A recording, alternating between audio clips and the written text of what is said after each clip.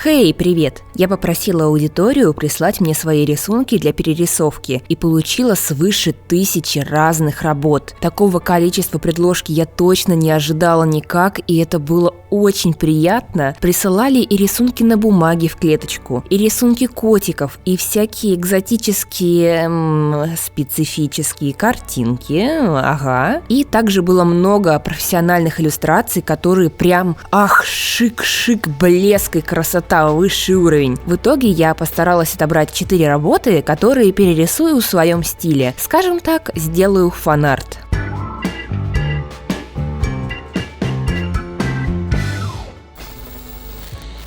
Первый рисунок для перерисовки прислала Катя. Это милый ламповый зайчик в шарфике с чашкой чая или, может, кофе. Мне данная работа сразу приглянулась, мне очень нравится рисовать животных. Зайчика я изображаю не один в один, а слегка корректирую ему позу. Я поворачиваю персонажу голову примерно в 3/4 и лапки стараюсь нарисовать более анатомически правильно. За референс беру Тапатуна, вроде его так зовут, из диснеевского мультфильма «Бэмби». Лапки у Диснея переданы стилистически, просто офигенски, так что будет грехом не воспользоваться таким шикарным примером лапок. Почему же я изменила позу персонажа? Изначально в оригинальном рисунке туловище зайчика было повернуто прямо к зрителю, а голова смотрела в бок, прямо идеально так в профиль. Из-за этого поза кажется не совсем естественной, на мой взгляд. Если бы на рисунке было изображено окно или камин, например, то есть было бы показано, что зайчик повернулся куда-то конкретно, чтобы посмотреть на что-то, то такая поза смотрелась бы органично. А так зайчик просто сидит в пространстве, поэтому я подумала и решила, что нужно все-таки его слегка развернуть и позу сделать более естественной. Но это только мои рассуждения со стороны, я могу быть и не совсем права, конечно. Ибо сам по себе рисунок у автора смотрится очень мило и уютно, а так как я делаю перерисовку, то пытаюсь чуть-чуть анализировать и думать, как бы я изменила подачу иллюстрации,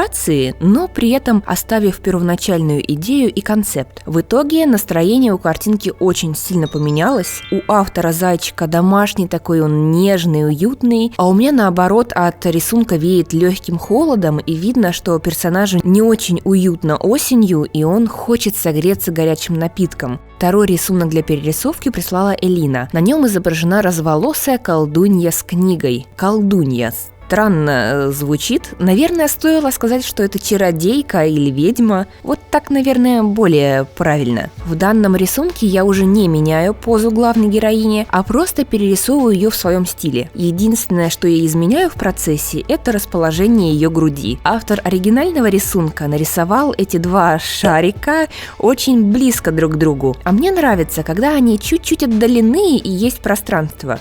То бишь, когда видна грудная клетка. Это уже чисто вкусовщина. Эту работу я взяла, потому что меня привлекает волшебная тематика. Очень интересно прорисовывать большие ведьминские шляпы, всякие иероглифы и магию. С летающей книгой, конечно, пришлось повозиться. Я в интернете минут 20, наверное, просматривала разные фотореференсы книг, чтобы нарисовать раскрытую обложку и листочки правильно, с нормальной перспективой. Если вы не уверены, что сможете по памяти изобразить хорошо тот или иной предмет, лучше, конечно, уделить время и изучить дополнительные материалы и посмотреть референсы. А потом, спустя года, у вас появляется, как это говорится, насмотренность, когда уже благодаря практике можно по памяти нарисовать идеально те или иные предметы. У меня, как можно понять, пока большая проблема с книгами. Только рефы и выручают. Вот такая получилась перерисовка. Персонажа я оставила на белом фоне и еще добавила чуть-чуть блесток вокруг книги, чтобы она казалась более сказочно-волшебной. Наверное, раз вы смотрите это видео, то вы, скорее всего, увлечены творчеством, поэтому хочу сообщить, что у онлайн-университета Skillbox стартует курс CG Generalist, где вы с нуля научитесь создавать эффектную 2D и 3D-графику для рекламы мировых брендов, игр и кино, соберете портфолио, получите креативную профессию и сможете претендовать на должность CG-специалиста в зарубежной и российской студии, даже если до этого вы не работали в Photoshop. Программа состоит из 7 курсов с разным уровнем сложности. Курс подойдет как новичкам, так и фотографам, ретушерам, графическим веб-дизайнерам. Вы научитесь ретушировать объекты, создавать рекламные иллюстрации, работать с Photoshop и 3D Max, делать постобработку и создавать креативные концепции. Преподаватели практики из крупных компаний помогут в трудоустройстве и подготовят к дальнейшим собеседованиям. И главное, расходы за первые полгода обучения берет на себя Skillbox. В это время вы посещаете лекции, прокачиваете навыки и находите себе работу. Этот курс создан для новичков и начинающих дизайнеров. Если же во время обучения возникнут сложности с усвоением материала, то наставники помогут вам разобраться и ответят на все вопросы. Подробная программа обучения и регистрация на курс будет по ссылке в описании.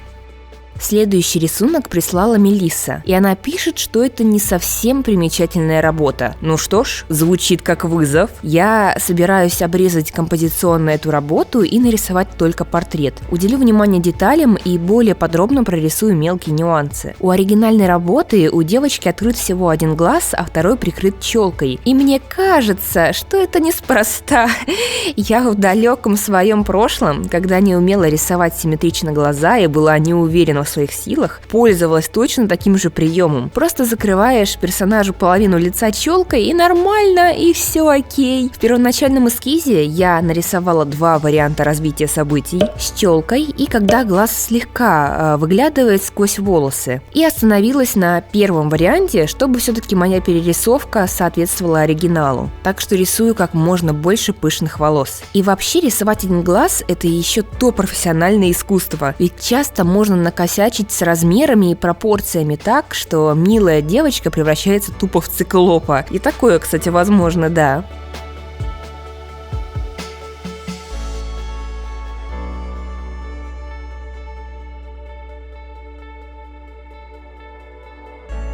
Настало время, когда можно заценить финальную перерисовку. Округлый бумажный ребенок превратился в цифровую леди с пухлыми губищами. Ну, я, как обычно, не добавляю фон. Не люблю я это дело.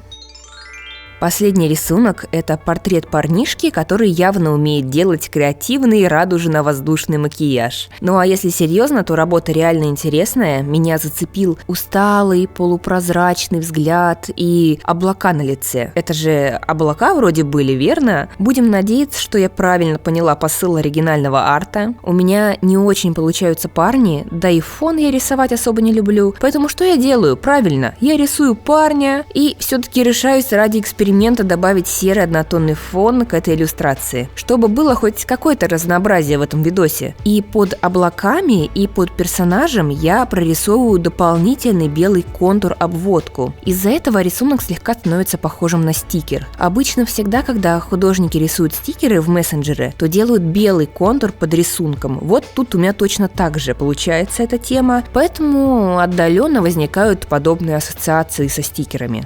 Также я экспериментирую с градиентами на волосах, добавляю на облака точечные скринтоны и яркие пятна на лице регулирую с помощью разных режимов наложения. Короче, эта перерисовка по большей части мой личный эксперимент. Хотела сделать все более таким ярко-сочным и детализированным, но при этом, чтобы не казалось ляповатым. Не уверена, что мне понравится финальный результат, но даже если и не выйдет круто, я особо не расстроюсь. Перед тем, как закончится вся эта тема с перерисовками, хочу сказать, что это видео было создано с целью простого фан-арта с моей стороны. Я хотела посмотреть, как бы я смогла изобразить чужие уже существующие идеи, но только в моем личном стиле. Это, конечно, очень интересно. Кому-то может понравиться мой стиль, а кому-то больше понравятся оригинальные работы авторов. Я не преследую цели «смотрите, как я могу, я рисую лучше». Фу, нет, фу таким быть. Я просто делаю перерисовку ради любопытства. У каждой работы есть свой характер и своя душа. Внимание, зацениваем финал. Получилось не так плохо, как я думала. Сойдет. Всем большое спасибо за просмотр. Надеюсь, что видосик понравился и вас повеселил такой формат. Всем желаю вдохновения и пока-пока.